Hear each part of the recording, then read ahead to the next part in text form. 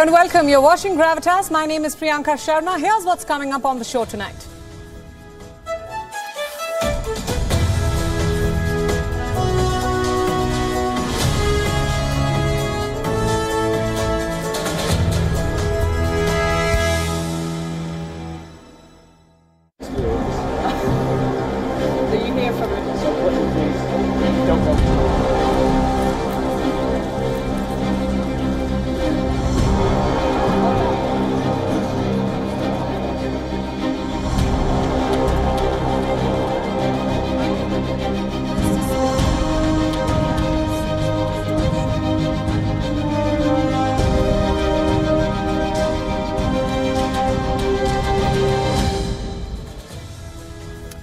Liz Truss is in the news again. The British Prime Minister has scrapped a plan to cut taxes for the super rich. She did this just 10 days after announcing it. There's mounting rebellion from within her own party, and this happens to be a big U-turn on a policy for a government that's been in office for just a month. So why did Liz Truss make this big U-turn just 24 hours after defending her very own policies? This, of course, is our big focus tonight on Gravitas. Stay with us.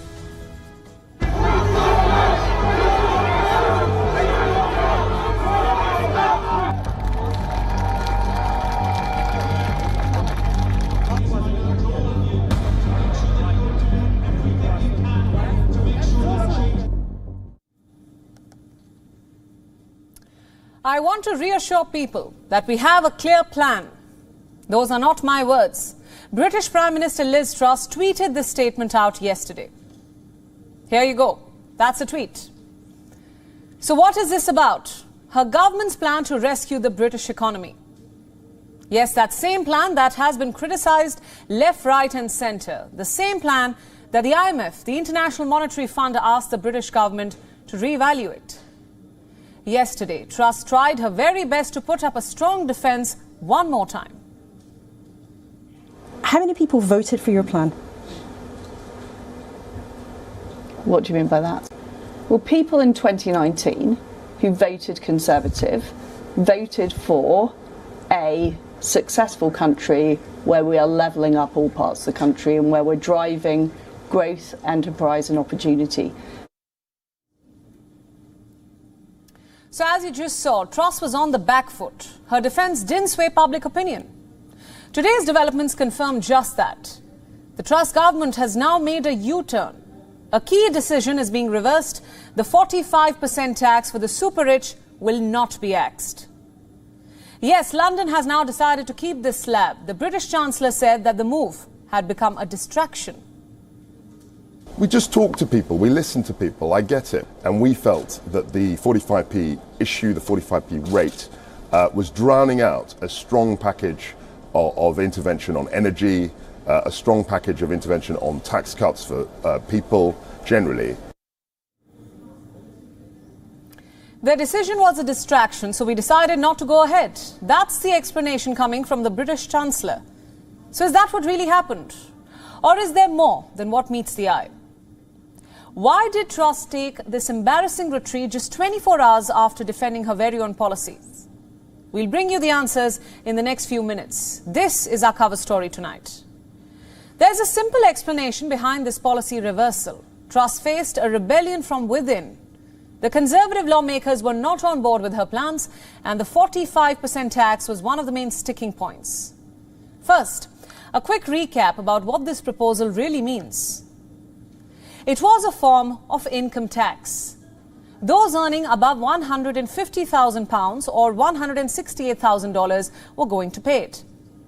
Here are what the tax slabs look like in the United Kingdom. Those earning around £12,500 pay no income tax. So 45% is the maximum income tax that you can pay. Basically, the high earners, the super rich, were being asked to pay a little extra. The Truss government wanted to get rid of this slab, that 45% tax rate. What was the thinking behind the move? The new British government believed it was simply too high. Listen in. High tax rates damage Britain's competitiveness. They reduce the incentive to work, to invest and to start a business. Take the additional rate of income tax. At 45%, it is currently higher than the headline top rate in G7 countries like the US and Italy. And it is even higher than social democracies like Norway, Mr. Speaker. I'm going to abolish it altogether. From April the 23rd, we will have a single higher rate of income tax of 40%. So from next year, the rich won't pay an income tax of 45%. That was the plan. But now, Kwasi Kwarteng won't be moving ahead with this because his own party will not support the same. There was strong opposition from within the Conservative ranks. Lawmakers were worried about the optics. They believe that giving a tax break right now to the rich won't look good. Some lawmakers voiced their opposition in public. One of them was Maria Caulfield, a former Minister of State for Health in the Johnson government. She said, and I quote now, "I can't support the 45% tax removal when nurses are struggling to pay their bills." Michael Gove was against the tax cuts too. He has served in the cabinets of 3 Conservative Prime Ministers: David Cameron, Theresa May and Boris Johnson. So what did Gove have to say about this plan? He didn't believe it was right. And it displayed wrong values, he said. Over the weekend, the backlash grew. The Conservative Party met for its annual conference in Birmingham. Lawmakers were greeted by massive protests. In fact, Business Secretary Jacob Rees-Mogg was heckled by protesters outside the venue. Take a look.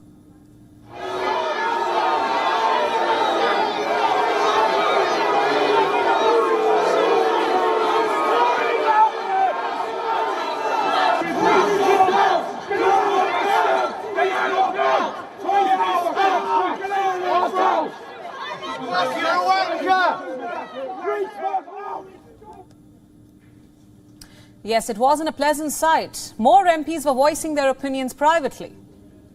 You see, the Truss government cannot just simply implement these tax cuts. They need to pass a bill in Parliament first. And for that, they need votes. The senior team of Liz Truss was trying to whip up the votes that they needed, but she simply didn't have the numbers. To quote a leading British daily, the plan stood no chance of getting through the House of Commons.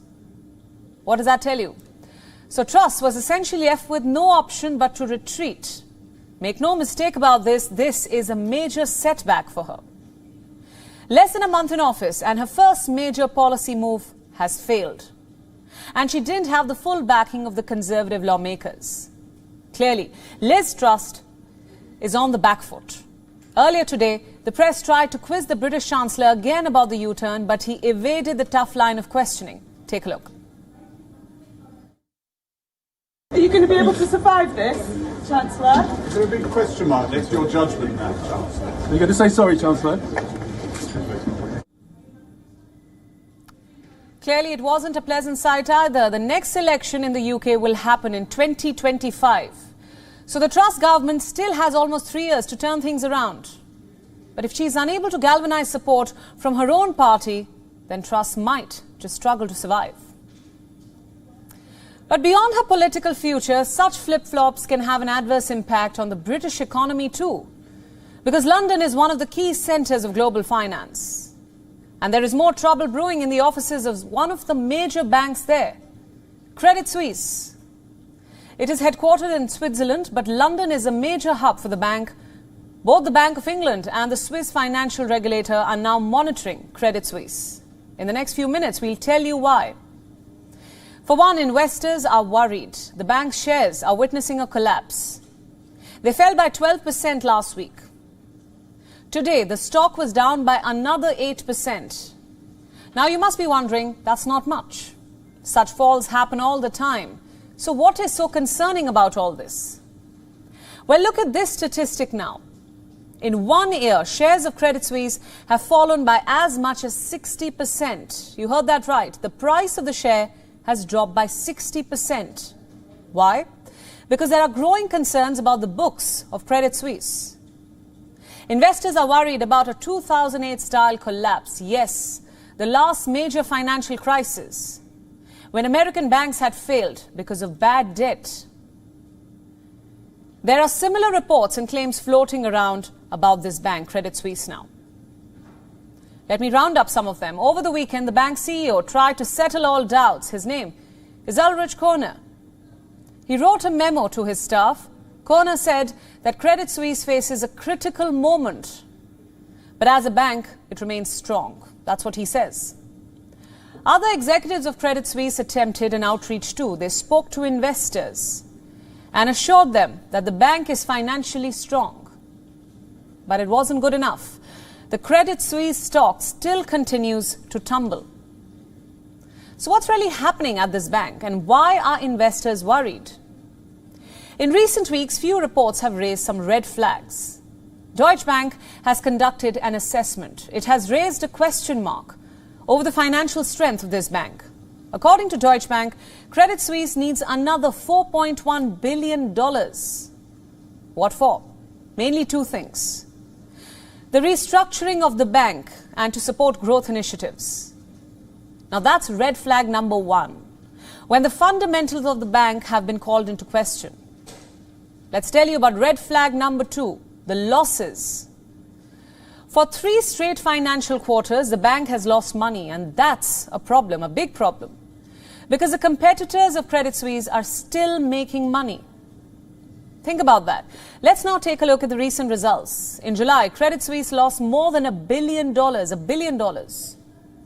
What about the other European banks? Their balance sheets were in the green. Deutsche Bank, for instance, a profit of $1.2 billion.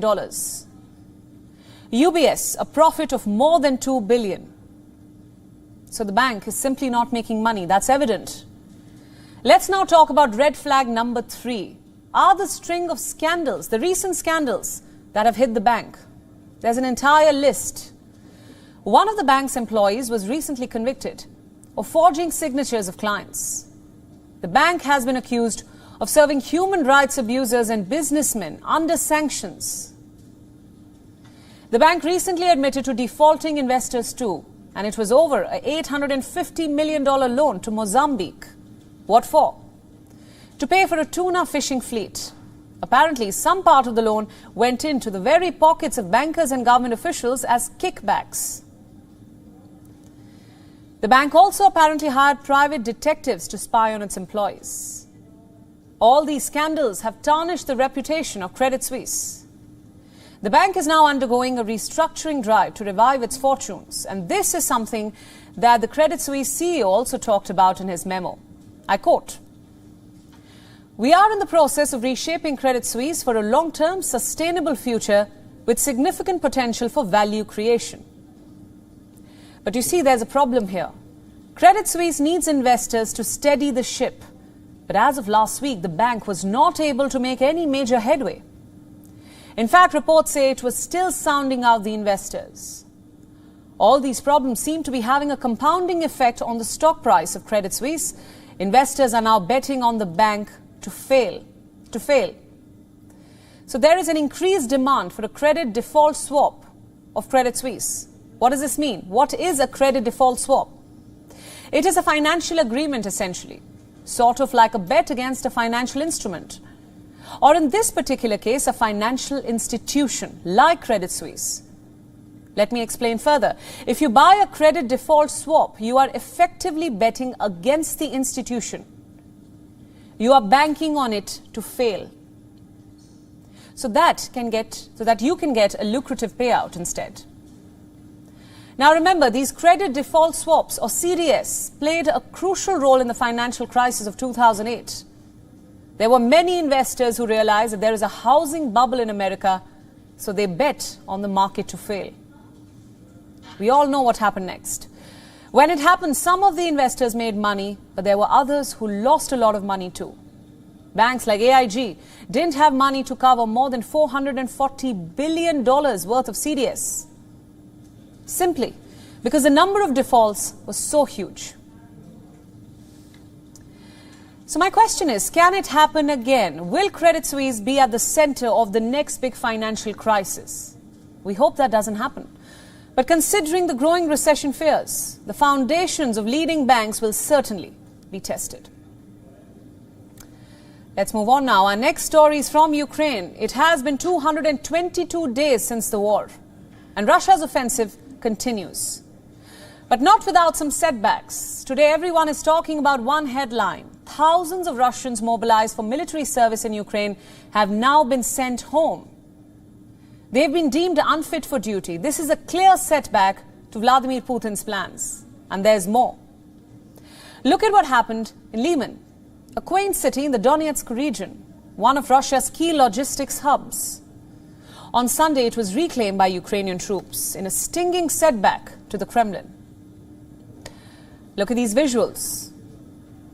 These are Ukrainian soldiers taking down pro-Russia flags and instead unfurling their own flag.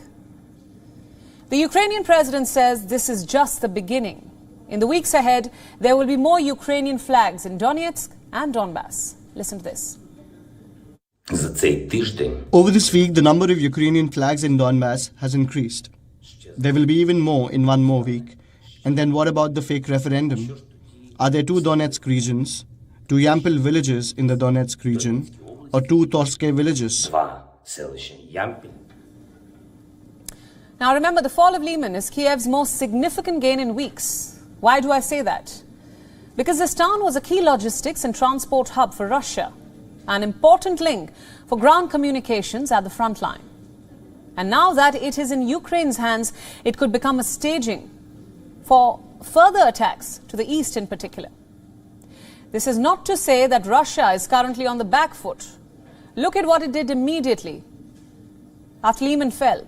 It attacked Volodymyr Zelensky's hometown, the city of Kryvyi Rih in southern Ukraine. On Sunday midnight, it was targeted by Russia.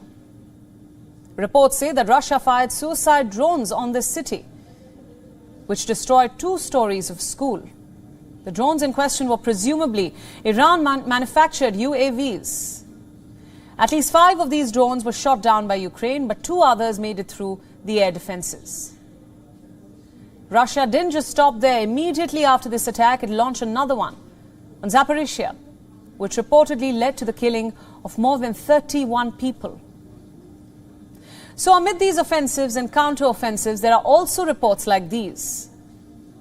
Reports of mobilized Russian troops being sent back home. Why? Because they do not meet the draft criteria. Allow me to explain.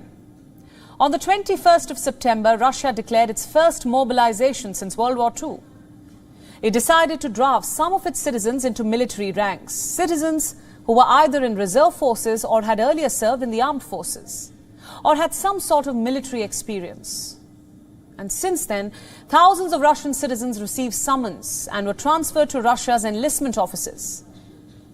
But over the weekend, about half of these recruits were sent back to their homes because they were not fit enough or ready to serve in the army. As of now, we don't have a clear number, but the number of conscripts sent home could be in thousands. Listen in. In the space of 10 days, several thousand of our countrymen received draft notices and presented themselves at the military registration and enlistment offices. We have returned about half of them home as they did not meet the criteria for entering contract military service. Work to achieve the goal set by the President continues. That's not all. Besides sending conscripts back home, Russia has also fired a military commissar, a certain Yuri Lyko. He was the commissar of the Khabarovsk region, so why has he been suspended? Because he mistakenly called upon thousands of unfit Russians to fight in Ukraine. A mistake that could prove costly. But Russia insists it would have no such impact. Listen in. The military commissar was removed today from his position. This will not affect the mobilization plan set by the President. We are working together with the Defense Ministry, our industries and all relevant authorities. So at the end of the day, this is what we have or know so far. Ukrainian troops are advancing further into the east. Russia is launching desperate counterattacks on Ukrainian towns. And its plans of mobilizing citizens for the war are running into trouble. The story is, of course, still developing. We'll continue to track the latest. Our next story is from Indonesia, and it needs no introduction, sadly. I'm sure most of you saw what happened there on Saturday. A stampede at a soccer stadium killed 125 people. 125. and 25. This figure includes 32 children. Reports say this was perhaps the world's worst ever sports stadium disasters. Watch this.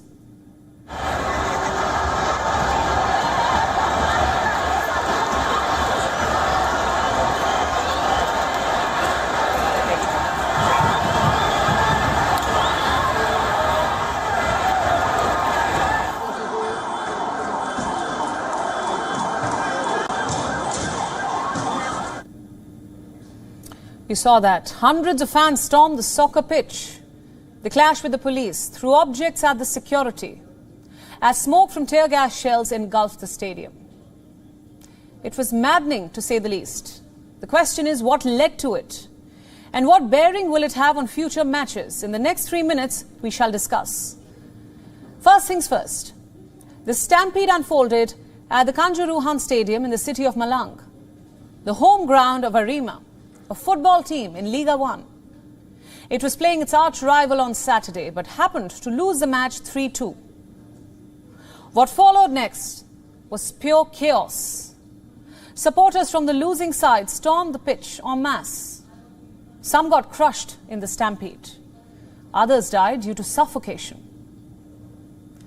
The next morning, this is what the stadium looked like. Stranded belongings, broken barriers, bent fences, and shards of broken glass scattered across the stadium. And not far away from the stadium, hundreds of injured are being treated at a hospital. Some have a broken nose, others a broken arm. They say they're lucky to have escaped the stampede alive. Many of our friends lost their lives because of officers who did not humanize us. We are very disappointed with the treatment because many lives were lost. Look at these images now. They're from a funeral of two brothers who were killed in the stampede. They were both in their mid-teens. Their only crime was being in the wrong spot at the wrong time. Their family says this was their first time watching a match of their favorite team live. They love soccer, but have never watched Arema live at Kanjuruhan Stadium. This is their first time watching live. Yes, they went together. So what's happening on ground? Vigils are being held all over Indonesia. On Sunday night, hundreds of mourners gathered in Jakarta. They lit candles to honor those who had died. And they all had the same message. They wanted authorities to punish the rioters. So what are the authorities doing?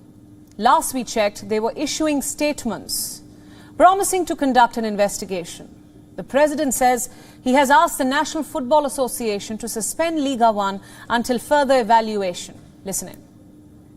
I asked the National Police Chief to conduct an investigation and thoroughly investigate this case. I have also ordered the National Football Association to suspend Liga 1 until evaluation and improvement of security procedures are carried out. Malang, Jawa Timur. Meanwhile, the Football Association of Indonesia has also responded. It says it is in touch with FIFA authorities to ensure that it doesn't get sanctioned. Take a look. We will continue to communicate with FIFA to ensure that the Football Association of Indonesia will not be hit by sanctions. We know that FIFA and AFC will not make a hasty decision. As important organization of the soccer world, FIFA will need to hear from us in Indonesia for further information and listen to what had happened in the tragedy there. Now, what happened in Indonesia is tragic, to say the least, but it's not the first such tragedy. You see, hooliganism is rife in football. Since time immemorial, football tournaments the world over have been prone to such disasters. Let me recount some of them. In May 2001, a similar stampede broke out in Ghana's capital, Accra. Supporters of a losing team stormed the pitch and clashed with opposing fans. A total of 126 people were killed in those clashes. In April the same year, at least 43 people were crushed to death at a stadium in South Africa's Johannesburg. The tragedy unfolded after soccer fans forced their way into a stadium midway through a top league match. And we're speaking of soccer stampedes. How could we forget the United Kingdom, which is notorious for unruly behavior of soccer fans? One such incident unfolded in April of 1989 when 96 Liverpool supporters were crushed to death in an overcrowded and fenced-in enclosure in Sheffield. Now, these were just a few examples. There are many more, but you get the point. On far too many occasions, football fans have had to pay the price due to the unruly behavior of some people. But the timing of what unfolded in Indonesia makes this incident slightly more controversial. It comes in the run-up to the FIFA World Cup. For the first time in history, it's being held in West Asia, Qatar being the host nation. Of course, the security arrangements will be top-notch, with no liquor being allowed at the stadiums. But what unfolded in Indonesia is expected to cast a shadow on this big tournament as well. Here's hoping the organizers are watching out for any such disasters. Let's now shift our attention to Iran. Iranian security forces have been given marching orders. The instructions come straight from the top, from Iran's supreme leader, Ayatollah Ali Khamenei. Today he spoke out about the unrest in his country for the very first time. Over 2 weeks ago, the death of 22-year-old Mahsa Amini triggered massive protests against the Iranian regime. Khamenei publicly backed Iran's security forces. Iran's lawmakers support them too, and the message is clear. Do everything you can to crush these protests. But what's happening on ground is a different story. Take a look. After more than 2 weeks of protests, Iran's supreme leader has finally broken his silence. این حادثه‌ای که پیش آمد دختر جوانی درگذشت خب حادثه تلخی بود دل ما هم سوخت. But the bulk of Khamenei's address was targeted at the protests. He sees a foreign hand behind the massive uprising. بنده به صراحت میگم این برنامه ریزی کار آمریکا، کار رژیم غاصب و جعلی صهیونیستی و دنبال روای اونهاست. نشستن برنامه ریزی کردن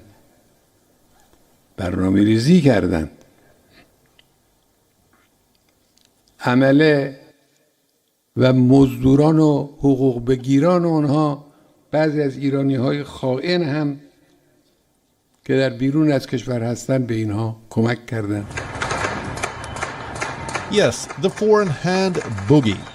Tehran is blaming Israel and the US for these protests, but Iranian streets are sending a different message.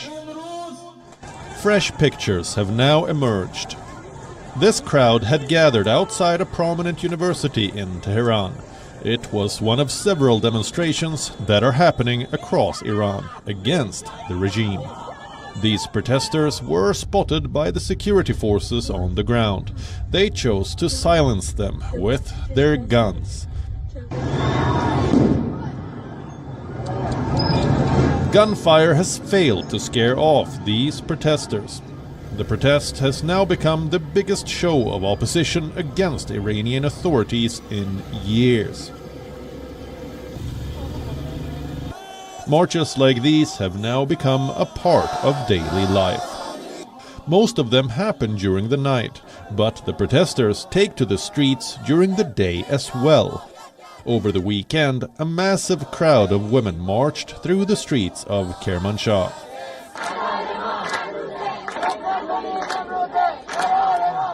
The protesters have managed to galvanize their campaign into a bigger movement. But the days ahead could get tough. The crackdown by the Iranian officials is set to intensify. Khamenei has given his full backing to Iranian security forces. Foreign nationals are being rounded up. Last week, 9 foreigners were arrested. They have been accused of fueling the protests. From the Iranian parliament, lawmakers have asked Iranian security officials to resort to harsh measures. دشمنی که آماده شده بود بخش زیادی از تحریم ها را بردارد تحریک می شود که فشار را بر مردم ایران بیشتر کند همان گونه که وقایع سال 88 دشمنی که در حال توافق با ایران بود را به تحریم های گسترده علیه ایران سوق داد. As the Iranian state moves to take back control, the protests at home have triggered a bigger campaign overseas. The global solidarity for Mahsa Amini will be difficult for Tehran to ignore. Bureau Report, World is One. Our next story is from India. India's Mars mission has completed its journey. After spending 8 years in the red planet's orbit, Mangalyaan has bid goodbye. India's Space Research Organization has said that the mission's operational life has now ended following the exhaustion of fuel on board the Mangalyaan. So did the Mars mission conk off prematurely, or did it exceed expectations? Our next report tells you. India's Mars mission has come to an end. ISRO says the fuel on board the Mangalyaan aircraft has been exhausted. Also, Mangalyaan could not be pointed towards the sun to generate solar power. The Mars orbiter mission lost contact with Earth on the 2nd of October. MOM, or Mangalyaan, was India's namaste to the red planet. It has now run out of fuel. The name Mangalyaan comes from the word Mangala, meaning Mars, and Yana, meaning craft. Mangalyaan was India's first interplanetary mission. It was launched in 2013 with the objective to study Martian soil, also the red planet's atmosphere. The mission reached the red planet's orbit in 2014. India was the first Asian country to achieve this feat. Also only the fourth in the world, following the United States, Russia and China. All of these countries had spent a hefty sum to reach the red planet. NASA's Maven, for example, cost $651 million. India's mission, in comparison, came with a price tag of $72 million. Hollywood movie The Martian has cost more. So what made India's Mars mission so cost-effective? Domestically developed technology and a lighter design. So here's the obvious question. Did Mangalyaan conk off before time? Actually, far from it. Reports say Mangalyaan was designed to be kept afloat for just 6 months. It managed to stay put for 8 long years. Basically, Mangalyaan exceeded expectations. To date, it has sent over 1,100 images. It has also published a Mars Atlas. Based on MOM data, scientists have been able to publish more than 35 research papers in peer-reviewed journals. Mangalyaan is India's pride. Also ISRO's pride. India's Space Research Organization is already working on sending another mission to Mars. But before Mangalyaan 2, ISRO will be launching Gaganyaan, which is India's maiden human space flight mission. Gaganyaan is expected to be launched in 2024. Then there is Chandrayaan 3. This will be a follow-up mission to Chandrayaan 2. India will be aiming to safely land on the moon and roving on the lunar surface. This mission is scheduled for 2023. There is also Aditya L1. It will be India's first space-based mission to study the Sun. India is aiming to study the Sun's atmosphere, physics of solar corona and its heating mechanism. Aditya L1 is expected to blast off in 2023 too. Now, while this is quite an exciting lineup, India needs to ensure that it continues these high-profile missions in order to boost India's space image.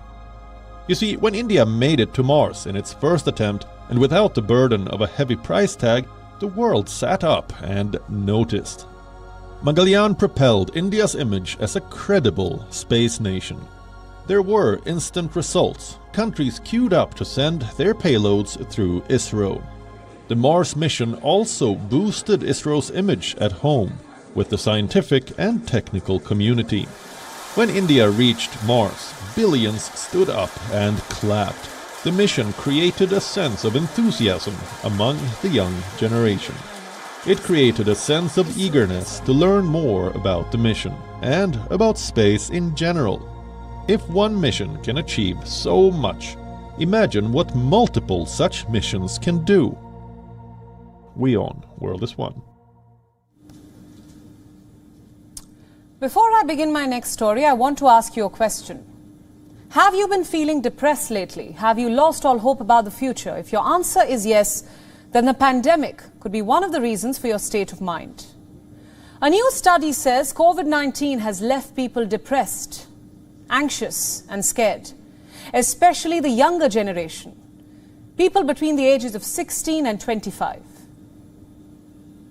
According to this study, more than 60% of people in this age group happen to be scared about their future, especially when it concerns their personal life, education and employment.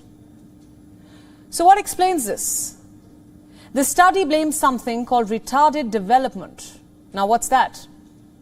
As the name indicates, it's simply development that was hindered due to the pandemic, like personal or professional milestones which people missed out on, courtesy lockdowns and travel restrictions. If we speak of professional development, a lot of people felt stuck in their jobs at their workplaces or cited the lack of new opportunities. And this apparently instilled a lack of self-confidence in them, with little hope that their future prospects might change. Let me now give you some numbers. 49% said that their work was not what they expected it to be. 60% said that they lacked the confidence to make up their minds. 39% said they were unable to focus on a particular task at hand for a sustained period of time. And 37% said that they were struggling to communicate with their seniors. Now, all this is as far as professional development is concerned. The figures for the personal development front are equally intriguing. Once again, the younger generation admitted to missing important milestones because they were locked down, they were isolated. Listen to this. The report found that 1 in 5 of those between the ages of 16 and 19 years of age missed out on starting their first relationship. 15% of 20 to 25-year-olds said that they couldn't be in a relationship due to the pandemic. Now, to some, this may sound trivial, frivolous, but to others, it's a big deal. There have been countless other studies on how people's mental health has deteriorated due to the lack of romantic relationships during the pandemic. The lack of companionship, social contact, conversation. Next question. Can these findings be generalized? I ask this because the study was conducted in the United Kingdom, with 2,000 British citizens being the sample. This begs the question, naturally, are others around the world going through the same problems? To some extent, yes. Recently, a study found that young adults in California are experiencing alarming rates of anxiety, all because of the pandemic. Another study from Japan found that 35% of people feel depressed, lonely and isolated. Again, courtesy the pandemic. And once again, it is the people in their 20s and 30s, the younger generation, which is the hardest hit. Similarly, in India, a 2021 study found that 14% of youngsters between the ages of 15 and 24 felt depressed due to the isolation prompted by the pandemic. Fear, loneliness and grief being the most common symptoms. Something to think about. To put it simply, pandemic-induced depression seems to be a global phenomenon. Young people almost everywhere are dealing with anxiety, and the unwillingness to talk about it could be making things even worse. I'll just say that if you happen to be one of them, we suggest you talk to a friend or a family member, perhaps even consider taking therapy, because at the end of the day, there's nothing that the human mind can't defeat. Unfortunately, we end tonight's show with what I'm afraid is not good news. There is a concern over rising bird flu cases in several countries around the world. Penguins are dying in South Africa. Ducks are being culled in the United Kingdom, and wild birds are falling from the sky in Europe. So should you be worried? Our next report has more details.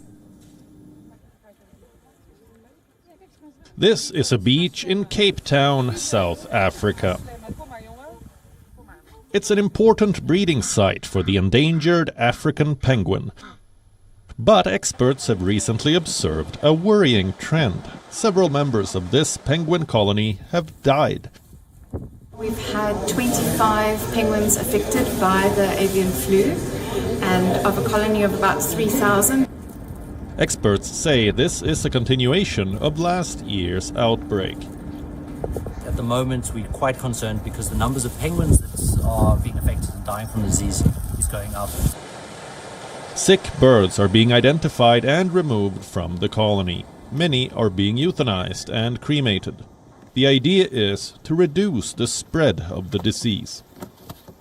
We're doing everything that we can to reduce the viral load and transmission rate between the penguins. This is not the only part of the world that's reporting cases of bird flu. Look at this headline. The UK and Europe have together culled some 47.5 million birds since last autumn. The UK's Department for the Environment, Food and Rural Affairs say that the country is in the middle of the largest ever outbreak of bird flu in the UK's history. The H1N1 virus has been detected in at least 155 sites. Wild birds have been affected, and so have the poultry. Bird flu restrictions have been put in place in Norfolk, Suffolk and parts of Essex. Bird owners have been warned. Those with more than 500 birds have been asked to restrict site access to essential people only. Meanwhile, the UK's National Farmers Union says the bird flu may take a toll on Christmas turkey. The H1N1 virus not only affects food supplies, but also risks other animals. So, zoos too are on high alert. Several UK zoos have closed penguin and flamingo enclosures. On the other side of the English Channel, France has raised its bird flu alert level. Earlier it was low, and now it's moderate. The country experienced its worst ever bird flu between November and May. Some 19 million birds had to be culled back then. Experts say the outbreak could get worse in the coming months with autumn migration. Portugal and Norway, too, are on high alert. Together, the two countries have reported nearly 2,500 outbreaks of H1N1 since last year. So, should you be worried? Yes and no. You see, the bird flu rarely infects humans. The US Centers for Disease Control and Prevention states that bird flu is mostly transmitted between wild aquatic birds and poultry and other bird and animal species. The Mayo Clinic says that in the rare cases when bird flu does infect humans, it can be deadly. So, who's at risk? Those who are in close contact with sick birds. The symptoms of bird flu include cough, fever, sore throat, muscle ache, headache, and shortness of breath. The good news is you can do your bit to prevent being infected. 1. Avoid direct contact with wild birds. 2. Avoid contact with domestic birds that have died or look sick. You see, infected birds shed bird flu virus in their saliva, mucus and feces. So, to stay safe, one must avoid sources of exposure as much as possible. In case you notice symptoms, you must reach out to your doctor immediately. Viewer Report, WION World is One. Right, now let's move on and see what else made news around the world. Time now for Gravitas Global Headlines. Russia's Interior Ministry puts former state television journalist Maria Ossianikova on a wanted list. The journalist protested Putin's Ukraine offensive during a live broadcast. Far-right Jair Bolsonaro will face leftist Luiz Inácio Lula da Silva in the deciding second round of Brazil's presidential election, as Bolsonaro finishes second to Lula. Somalia says one of the co-founders of Islamist militant group Al-Shabaab had been killed in a joint operation with international partners over the weekend. US President Joe Biden head to hurricane-ravaged Puerto Rico, where he will announce $60 million to strengthen storm defenses in the US territory. Google Translate app is no longer available in China. This marks the US tech giant's latest retreat from the world's biggest internet market. Social media sites could be blocked or fined in Singapore if they fail to stop users from accessing harmful content under a proposed law which was introduced in Parliament on Monday. Kim Kardashian agrees to pay a $1.26 million fine after unlawfully pushing a cryptocurrency on Instagram without revealing that she was paid to do so. Swedish scientist Svante Pääbo has won the 2022 Nobel Prize in Physiology or Medicine for pioneering the use of DNA to unlock secrets about human evolution. Defending Spanish and European champions Real Madrid's perfect start to the season is over after they were held to a 1-1 draw by Osasuna. Karim Benzema missed a late penalty on his return from injury as Los Blancos dropped to the second position in La Liga points table. Canada's Mackenzie Hughes sank an 8-foot birdie putt on the second playoff hole to defeat Austria's Sepp Straka and win the PGA Sanderson Farms Championship. It was the 31-year-old's second career PGA crown after he and Straka both finished 72 holes on 17 under par 271 at the Country Club of Jackson in Mississippi. And that's a wrap on Gravitas. Thanks for watching the show with me, Priyanka Sharma. We leave you as always with Gravitas Images.